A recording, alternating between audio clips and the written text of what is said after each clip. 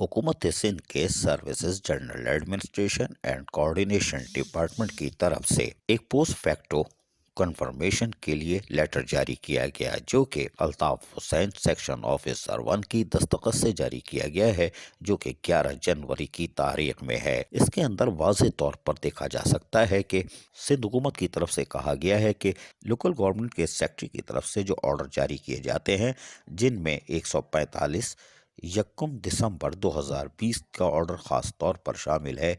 उस पर अमल दरामद नहीं किया जा रहा था, जो कि अफसोसनाक अमर है। ताहम दूसरे पैरे में वाज़ेह तौर पर कहा गया है कि इतला दी जाती है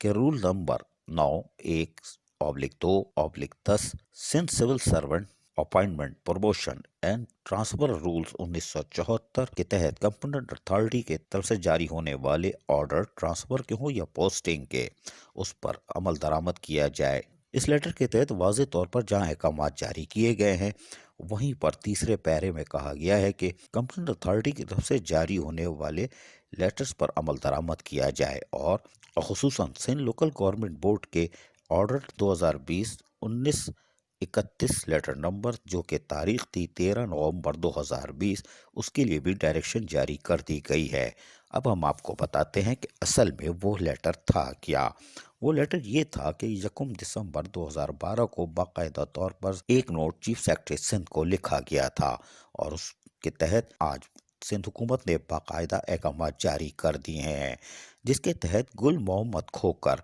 जो कि ग्रेड 19 के ऑफिसर थे और SUG सर्विस एडमिन ब्रांच से ताल्लुक़ रखते थे, इनका महकमा HRM बल्दिया उस्मा कराची ट्रांसफ़र किया गया था। और इससे पहले शफीक अहमद शाह, जो कि ग्रेड 19 के थे, उनका भी तबादला किया गया था, लेकिन हैरान कुन तौर पर लोकल गवर्नमेंट के इस ऑर्डर को तस्लीम नहीं किया गया था बल्दिया उस्मा कराची की तरफ से। जबकि शफीक अहमद के साथ साथ तीसरे पैरे में जमील अहमद फारूकी, जो कि कौंसल्स के मुलाजिम है, उनके लिए भी कहा गया था कि उनको महकमा HRM बल्दिया उस्मा कराची से फौरी तौर पर हटाने के साथ साथ उनको मुअत्तल करने के भी अहकामात दिए गए थे और उनको वाज़ेह तौर पर कहा था कि ये कंपोनेंट अथॉरिटी के बगैर पोस्टिंग ऑर्डर के तैनात हैं और इसके लिए उनको फौरी तौर पर मुताल्लिक़ा सर्विस रूल का हवाला देते हुए फारिग करने के भी अहकामात जारी किए गए थे। जबकि उन पर इल्ज़ामात थे कि उन्होंने गैर कानूनी तौर पर भर्तियां की थी और तरक्कियों के साथ साथ रेगुलाइजेशन में भी कुछ मामलात थे,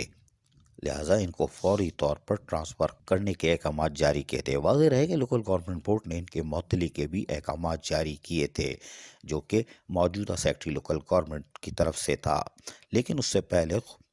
रोशन अली शेख, जो कि सेक्रेटरी बल्दिया थे, उन्होंने भी मुअत्तल किया था। तमाम फैसलों पर अमल दरामद नहीं होता था। अब चीफ सेक्रेटरी सिंध की तरफ से